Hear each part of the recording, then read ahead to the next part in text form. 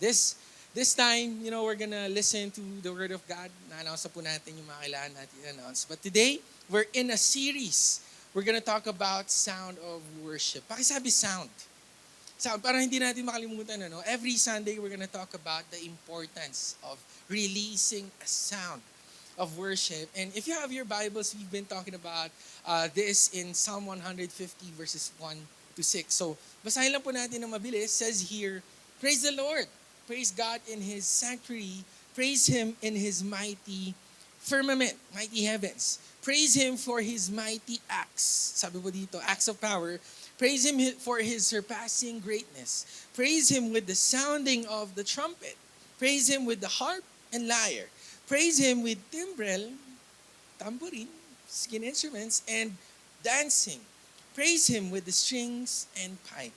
Praise Him with the clashing of cymbals. Praise Him with resounding cymbals. Let everything that has breath praise the Lord. Praise the Lord. And God is calling us to praise Him. Kung may hininga po tayo, kung tayo po ay existing pa rin, or if we're still living, God is calling us to praise Him. So I want to title my message this afternoon, ito po, Sound Vibration. Sound Vibration. But before we continue, can we just close our eyes again for a moment? And in our own prayer and in our own language, let's just welcome the Holy Spirit today.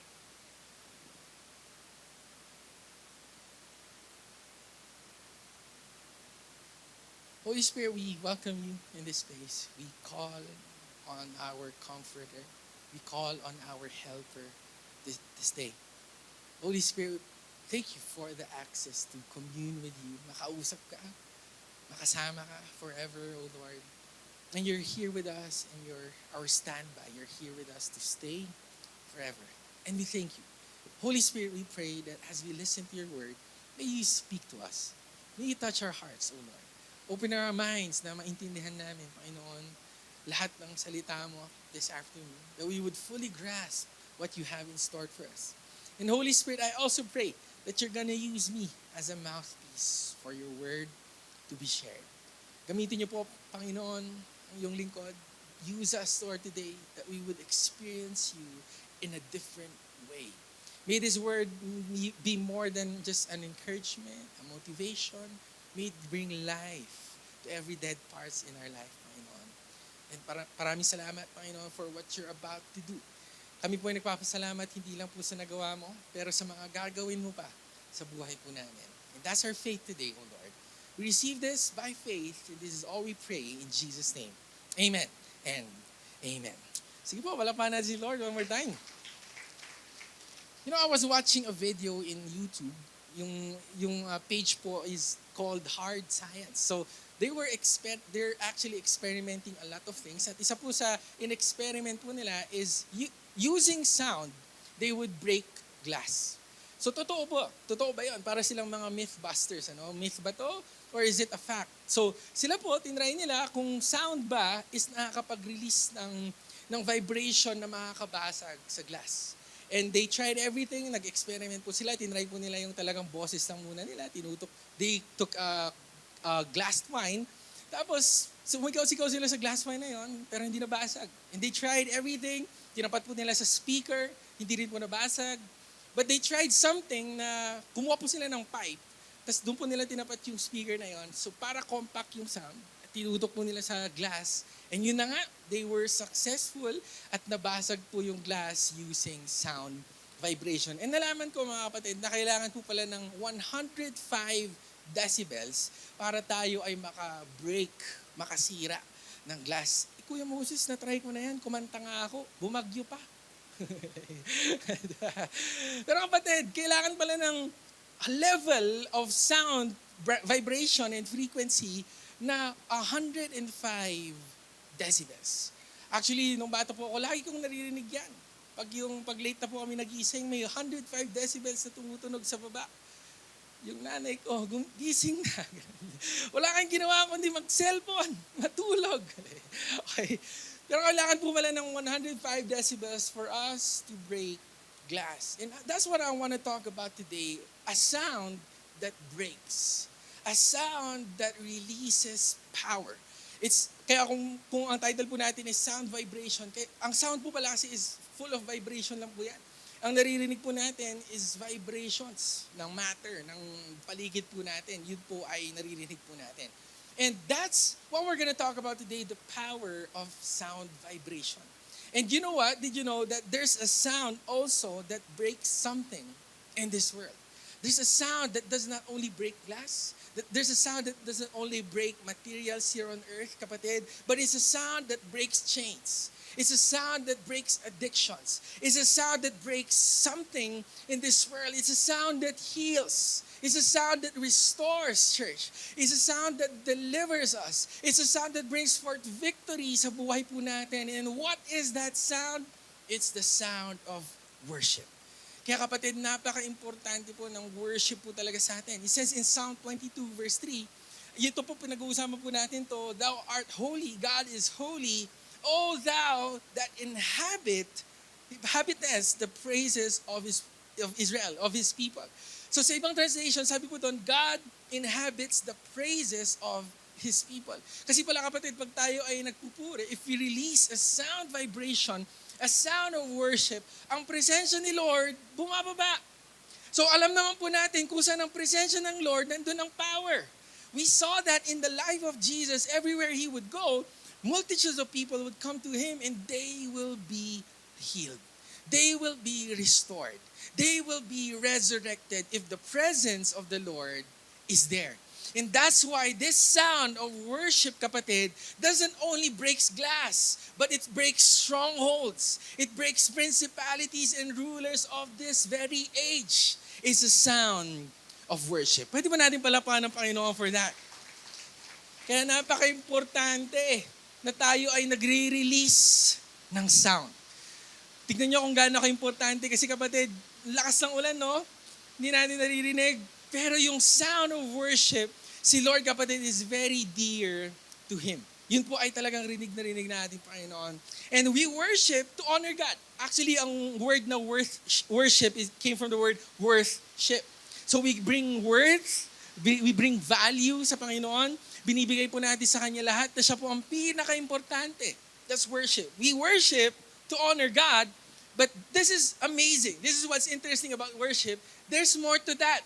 Yes, pinupuri natin ang Panginoon. Yes, we bring reverence to the Lord. Pero there's something happening when we praise.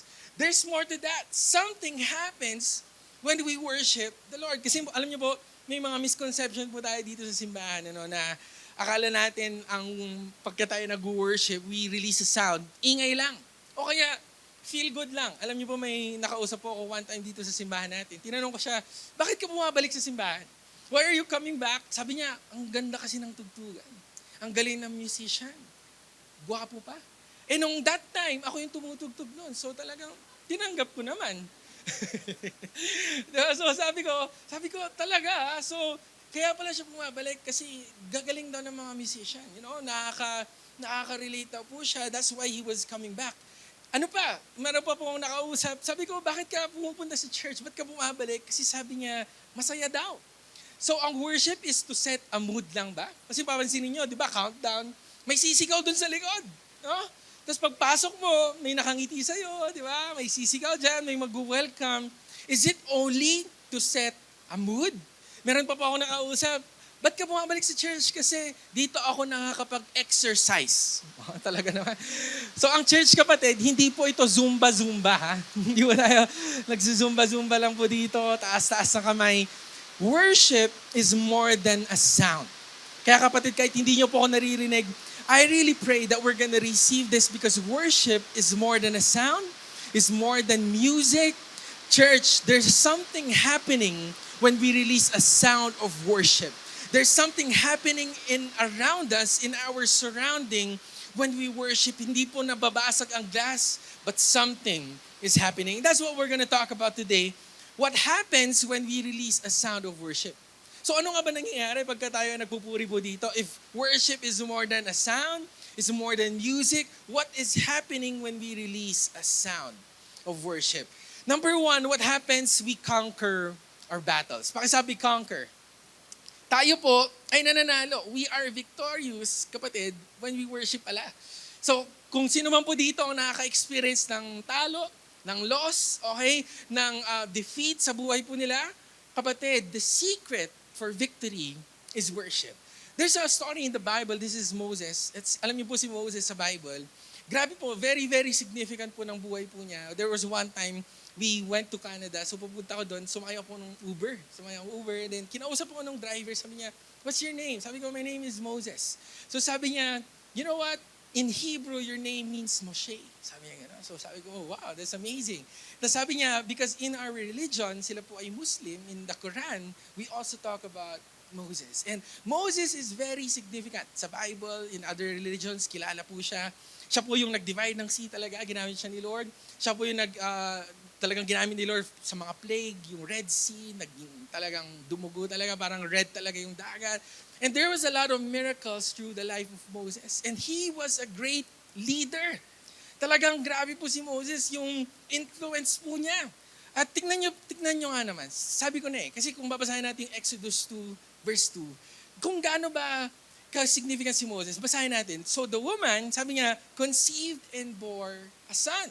And when she saw, look at this, that he was basahin nyo, beautiful. So, grabe daw pala, pag Moses talaga, ang ganda daw talaga eh. Ang gwapo talaga. So, ganun talaga. Ewan ko, basta Moses talaga. Tama ba? No? Okay, so, anyway, joke lang yan. Pinasok ko lang.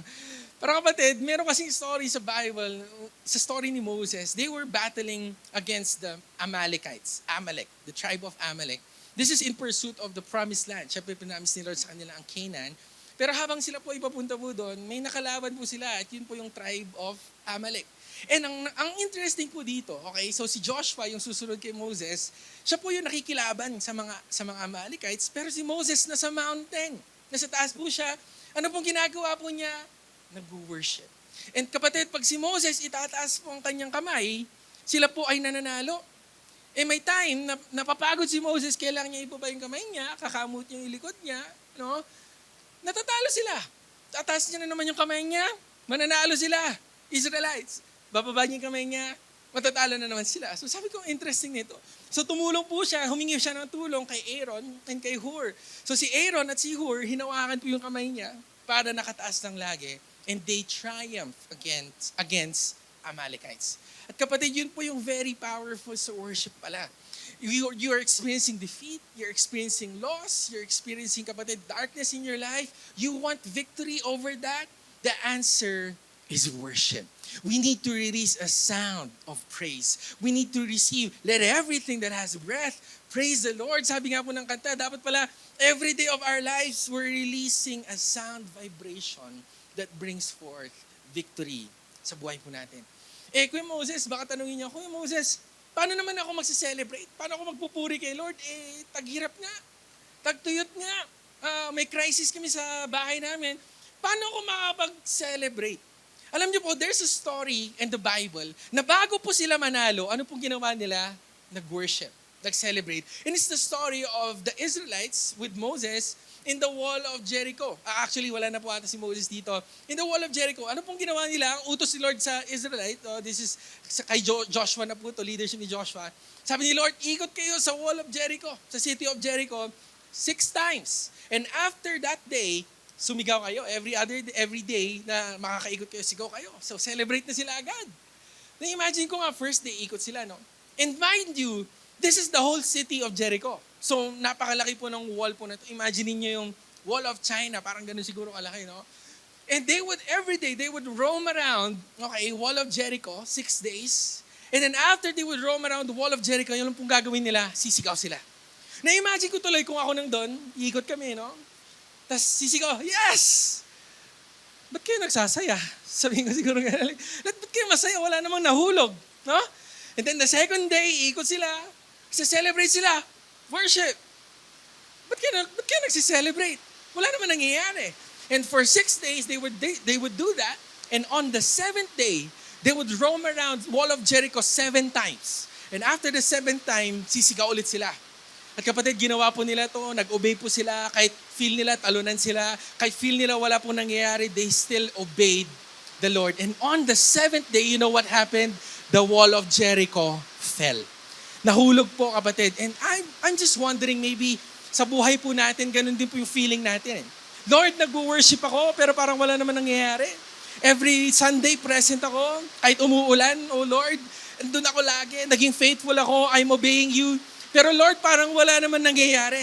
Let me encourage you with this. Don't stop on 6. Keep on worshiping the Lord. Keep on praising the Lord. Keep on praying. Keep on giving. Keep on obeying the Lord. Why? Because there's a seventh day for you. Mahuhulog at mahuhulog din, kapatid, yung wall of Jericho mo.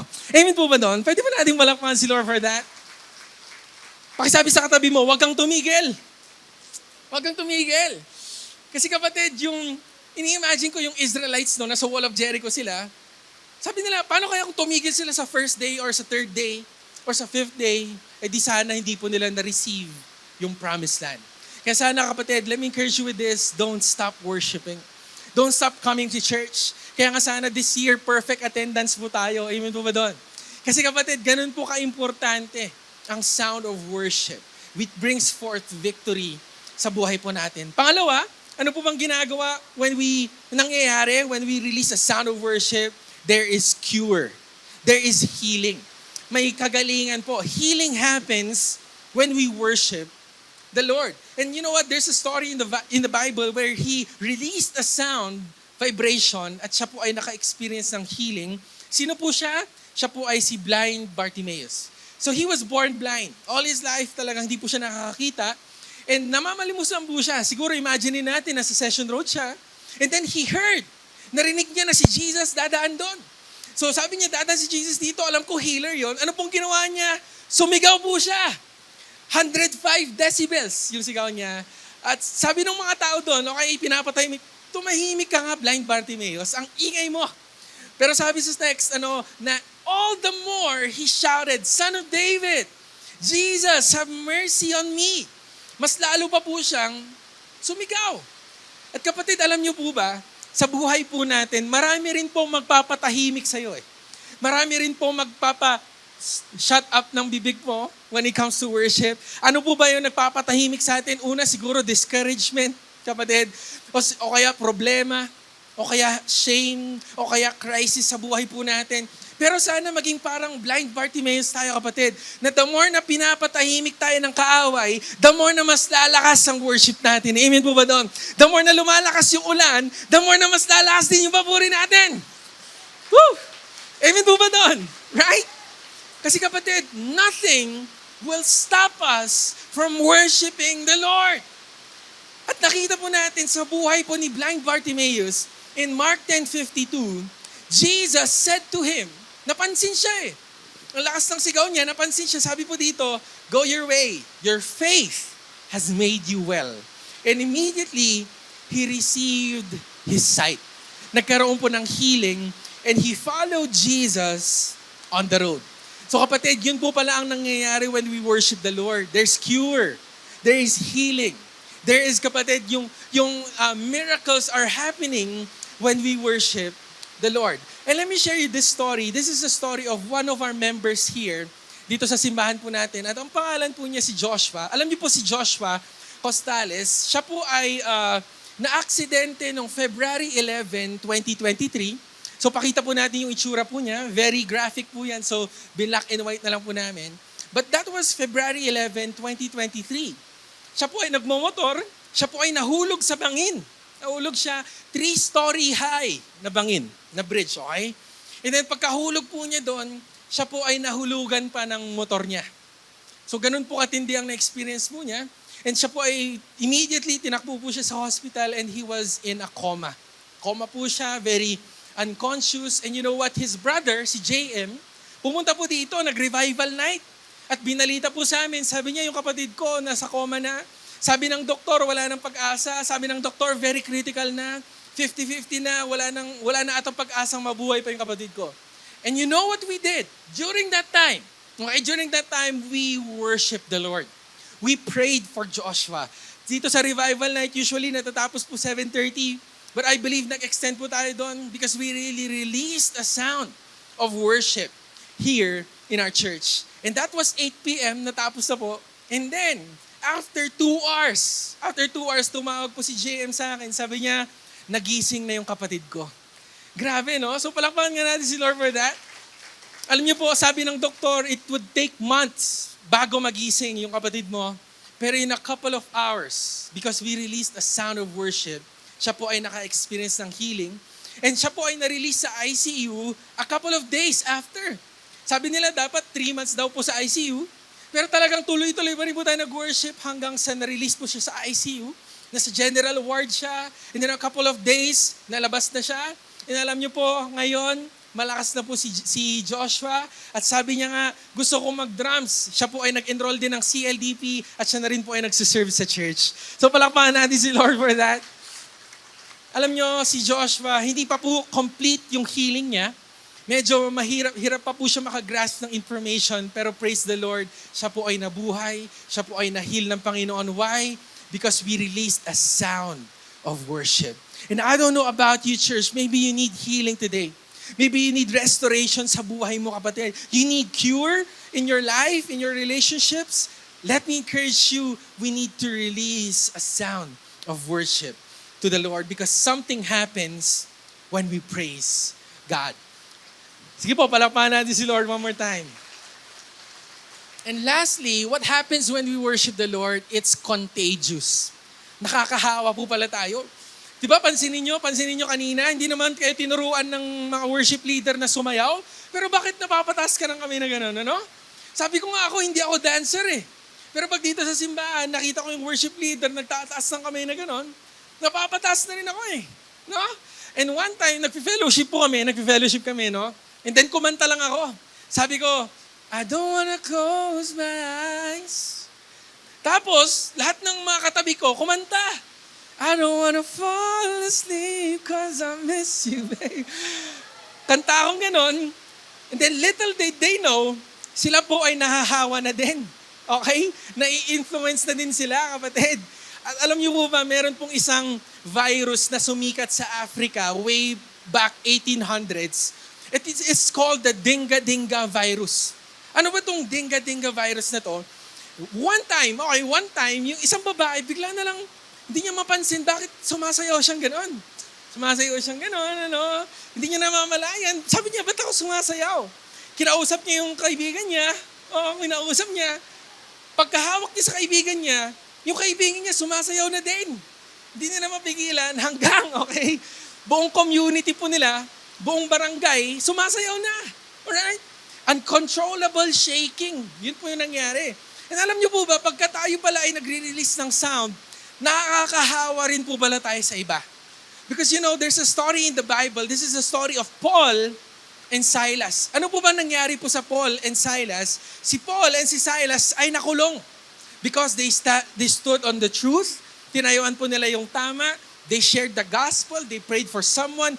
She was being delivered. Pero dahil dito, sila po ay nakulong.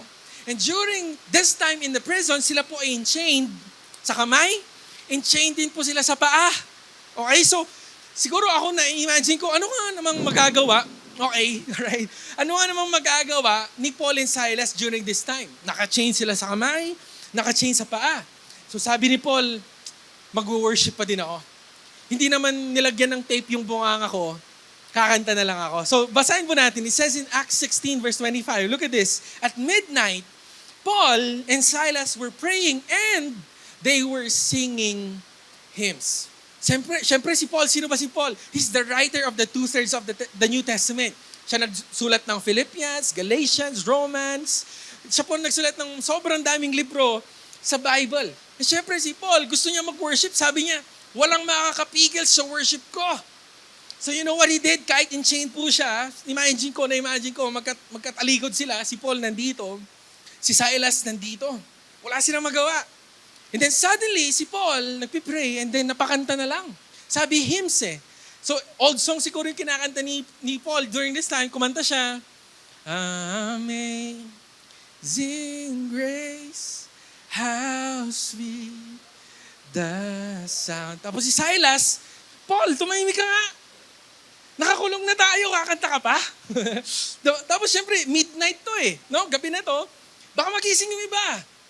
That say a wretch like me. Shh. I once was lost. And then, little did Silas know, siya na rin ay nakikikanta. But now, I'm found, was blind, but now, I see. Pwede na ba? Pwede na ba? So, kapatid, little did they know na si Silas is napapasabay na rin. Ano? Gaya ano sabi ko kanina, kakanta ka, at yung katabi mo, kapatid, mapapakanta na rin. And look at this. In verse 26, what happened? After they were singing hymns, suddenly, there was a great earthquake. May kidlat din. Nauna lang yung kidlat kanina. There was a great earthquake. Look at this. So that the foundations of the prison were shaken. Biglang nagkaroon ng earthquake. And immediately, all the doors were open. Biglang nabuksan. And then, their chains were loose. Biglang natanggal yung chains nila. And syempre, may jailkeeper po during this time. Kinabahan siya. Ala, nakatakas na ata lahat ng mga binabantayan ko. Muntik na siyang magpakamatay. And sabi ni Paul, wait lang. Nandito pa kami. Huwag kang magpakamatay. And look at this. Yung jailkeeper na nandun, kapatid, sobrang na-amaze sa nangyari. At sabi niya kila Paul and Silas, paano ba ako maliligtas? Paano ko ba marireceive yung Lord niyo? And look at this in verse 31 to 33. Sabi po dito, Paul and Silas said, believe on the Lord Jesus Christ and you will be saved. You and your household. Then they spoke the word of the Lord to him and to all who were in his house. And he took them the same hour of the night and washed their stripes. Nilinisan po sila, naligo po sila. Look at this. And immediately, he and all his family were baptized. Whew. Sabi ko, what am I trying to say here? Nag-worship sila, okay? Hindi lang po sila yung na-heal. Hindi lang po yung chains nila ang nasira. Pati yung jailkeeper na born again. Pati yung katabi nila. Look at that, right? That's the power of worship. Kaya kapatid, kung may kamag-anak ka na gusto mo ma-born again at mapakilala kay Lord, kung may nanay ka, may tatay ka, or maybe may anak ka, kapatid, na gusto mo madala sa Panginoon, maybe you have a loved one, maybe you have a friend that you've been praying na sana, Lord, makilala si Lord, makilala ka ng kaibigan ko ito. You know the secret? The secret is a sound of worship. Kapatid, you need to release a sound of worship. Whew. Eh, alam niyo po, ako po ay testimony rin. Ako po, nung high school po ako, matigas po ulo ko. Alright?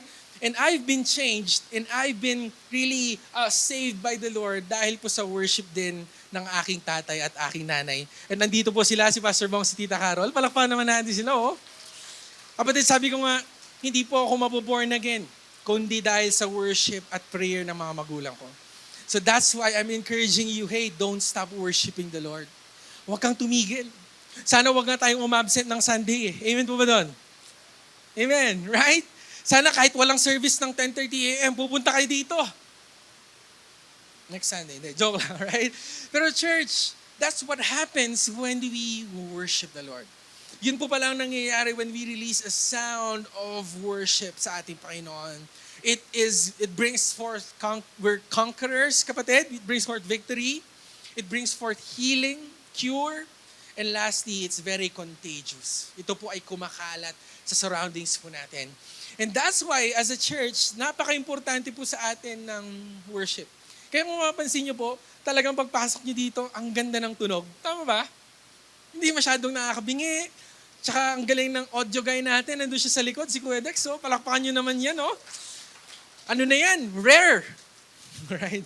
Exotic and endangered species na yan, si Kuya Dex. Talaga. Kasi kapatid, bihira po yung mga taong nakakapag-release ng gantong tunog. Bihira po. Yung hindi basag, yung hindi masakit sa tenga. Perfect. Okay, sabi perfect. Perfect. Perfect pitch is a perfect sound. We value sound dito sa church po natin. And again, I shared this previously, nung namatay po si National Overseer, Pastor Anthony Velasco, isa pong hindi ko makakalimutan na conversation po talaga namin. He's our leader. He's the head of all COG Philippines. At nakausap po namin siya one time. Sabi ko, Pastor, ano pa bang pwede namin ma-improve sa simbahan po namin? Ano pa bang pwede namin magawa para maging maka-influence pa tayo ng maraming souls sa Kingdom ni Lord? Alam niyo, sabi niya, Moses, mahal eh. Mahal. Pastor, ano nga kailangan namin improve? Mahal eh. Sabi ko, ano po talaga ang kailangan namin gawin? You need to invest in sounds. Kaya as a leadership, this month we release a new series at hindi lang po yon. Tayo rin po ay nag-release ng bago po nating project and it's called Project Sound. Kasi kapatid, as a church, we have a vision. We have a goal of talagang na ang puso po natin is worship. We need to release a sound that breaks chains. Kaya kapatid, kung ang presensya ni Lord bumababa pala pag nag-worship tayo, edi dapat the best sound na ang i-release po natin. And we're planning on buying L-acoustic speakers, L-acoustic sound, at bago pong mixer, and it's worth 3 million pesos. Mahal kayo, Moses, mahal. Siyempre kapatid, pagkamahal, the best. At si Lord, the best po ang deserve niya. Amen po ba doon? Palakpakan nga si Lord for a moment. And this project is, we're calling out to 150 people lang. And again, this is not for everyone. Pero may nagtanong sa akin, pwede bang magbigay lang ako? Sabi ko, okay lang. Pero sana, church, there's a commitment form here. And let me just talk about this. This is a commitment form. At dito po talaga tayo ay magko-commit. This is a prayer. And this is a commitment between you and the Lord. At dito po natin matatrack yung ambag po natin at yung tulong po natin for the Project Sound. So, baka maraming nagtataka, para saan ba yan? This is for the improvement in the furtherance of the kingdom of the Lord. O kaya may nagtatanong siguro dito, Kuya Moses, wala pa akong pera. Pero gusto ko mag-commit. I'm challenging you. Kuha lang po kayo ng ganito para mapag-pray po namin kayo na si Lord mismo ang magpo-provide for you. Yun po ba doon? And this project is for 150 people. It's worth 20,000 per person. And it's gonna be a 3-year commitment. So church, if God is calling you, na sana makatulong man lang dito, makarelease po tayo ng sound vibration that doesn't only break glass, but breaks chains, breaks strongholds, it breaks walls in our life.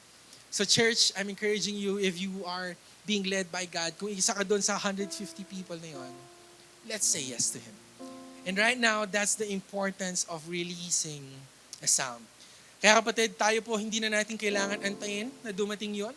Hindi na natin kailangan antayin na mabago tayo ng Panginoon, mabago yung loved ones natin. No, we worship Him now.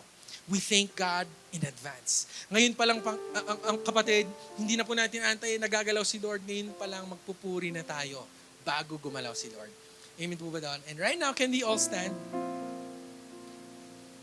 We're gonna worship our way through.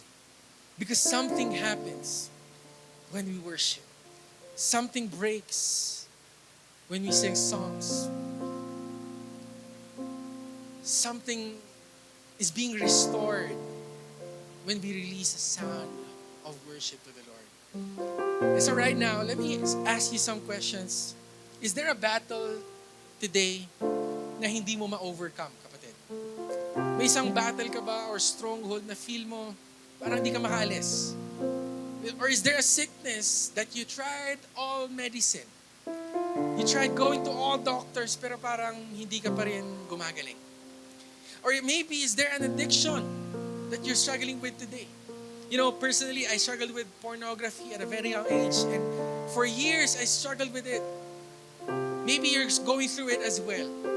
Maybe there's a stronghold in your life. Maybe a financial crisis sa buhay po natin na parang wall na parang hindi tayo maka-break through. Is there something that you can't change today? This is my challenge for everyone. I believe it's time for us to release a sound. To release a sound of worship. A sound vibration that breaks things in the spiritual world. So can we close our eyes for a moment? Can we offer all these things to the Lord? Bigyan natin sa Panginoon. And today, we're gonna worship God. And let's give our best. Let's shake our city. Let's shake this place just like what happened in Paul and Silas. That as they were singing and praying, something was happening. Come on, let's believe this by faith. That as we worship, something is gonna happen. Hallelujah. Miracles happen. Is coming in this room. Miracles happen when you move. Heaven is coming. Miracles happen when you move. Healing is coming Is coming in this room. Miracles happen. when Come on, this is our prayer today. heaven is coming. Miracles, miracles happen. Healing is. Is coming in this room. Miracles Come on, let's release the sound. Release the sound of worship that brings forth the reign of the Lord, the presence of God. Miracles happen when you move. Healing is coming in this room. Miracles happen when you move. Heaven is coming. Miracle, miracle. Miracles happen when you move. Healing is coming. In this room. Yeah, yeah, yeah. Miracles Miracles happen. when you move. Heaven is coming. This is a move. Yes, This Lord. is a move. This is. This is a move. This is a move. Lord, we need a move. We need a move. Yes, Lord. We need a move. We need your move. We need a move. We need a move. Can we sing it again? Miracles happen Miracles happen when you healing it. Healing is coming in this room. Miracle. Miracles happen when you move. Heaven is coming. Miracle. Miracles happen when you move. Healing is coming in this room. Miracles happen When you move. Heaven is Come on, shout it out. coming. This is a move. Oh, this is a move. Yes, Lord. This is a move. This is a move. We need a move. Yes, Lord. We need a move. We need it. We need a move. Need your move today. We need a move. Hallelujah. Hallelujah. Yes, Lord, we need your move. That as we worship you, that as we take that step of faith today, as we move in obedience to your call, you're also gonna move in our midst. You're gonna also break our chains, oh Lord. You're also gonna break our walls that we've been struggling with.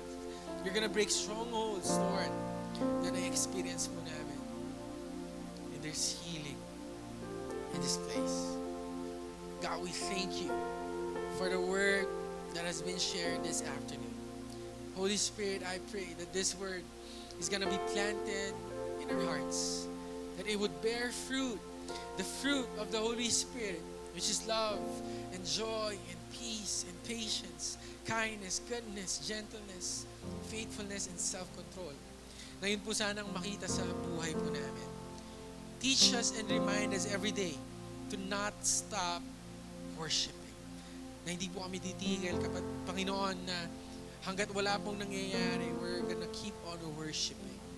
Hanggat walang nangyayari, Panginoon, we're not gonna stop praising your name.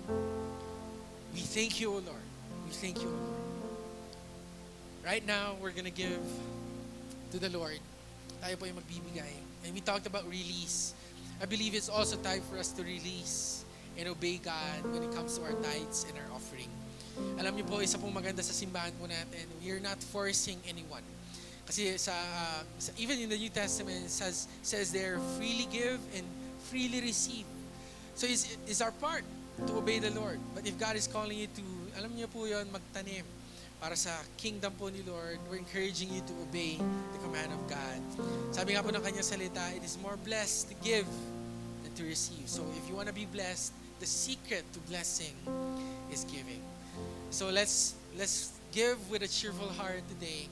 And everyone, especially yung mga online givers po natin, kami po ay nagpapasalamat po sa inyo, sa faithfulness po ninyo na kahit hindi po kayo nandirito, you're continually giving for the kingdom and for the church of God. At kaya nga po, sa lahat po nang nandito, di dapat tapatan po natin yung mga nag-online giving. Yun po ba doon? Tama no? Huwag po tayo magpapatalo. Pakisabi sa katabi mo, huwag kang magpatalo. Huwag kang magpatalo. Right? Pantayan po natin. And right now, before we give, can we just raise up our hands? And let's just receive the blessing of the Lord today. Come on, everyone in the room, let's raise up our hands. Let's receive the blessing of the Lord. May the Lord bless you and may the Lord keep you. May the Lord turn His face toward you and may the Lord be gracious to you. May the Lord make His face shine on each and every one of you. May the Lord give you peace. This peace which transcends all understanding, peace that will guard our heart and our mind in Christ Jesus. Let me just declare this to everyone, that we will love the Lord our God with all our heart, all our soul, all our mind, and with all our strength, and that we will love our neighbors as we love ourselves. And surely goodness and mercy will follow us all the days of our lives, and we will dwell in the house of the Lord forever. And with long life, you're gonna satisfy us and show us your salvation. And God, as we give today, may you throw open the floodgates of heaven, pour out so much blessings that we will not have enough room to receive it. A good measure, pressed down, shaken together, and running over blessings from you alone. We receive this today by faith. In the mighty name of Jesus Christ we pray. Amen and amen. Hallelujah.